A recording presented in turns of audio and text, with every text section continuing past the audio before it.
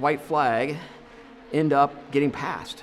At that point in time, what in your mind makes you think, okay, I've got less than 2.5 miles, but I'm gonna figure out how to get to the front? Well, I liked his decision. I think most people look at Pato and when he passed me and think, after the fact you go, oh, why'd you do it then? But that's hindsight's 2020. I mean, I understood his logic. That day it was cooling off, as you said, it was very racy. But the conditions were really tough in 1-2. The track was cooling faster in 1-2 compared to 3-4.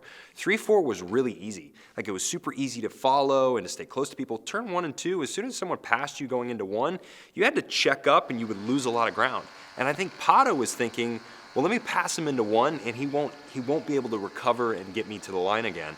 I think that was his thought process, and I actually agree with him. That's kind of how I was assessing the racetrack. But as soon as he was going by me on the front straightaway, I thought, you know what? I'm going to have an unbelievable turn 1. I'm going to have the best turn 1 that I've had here in the last 30 laps. I'm going to stay close enough, and whatever run that I get off turn 2, I'm taking. If it's good or a bad run, I'm taking it. And I just, I think you got to have that sort of lead at all cost mentality. You don't know what's going to happen at Indy. If the yellow comes out in turn 1-2, Pato wins that race. Right.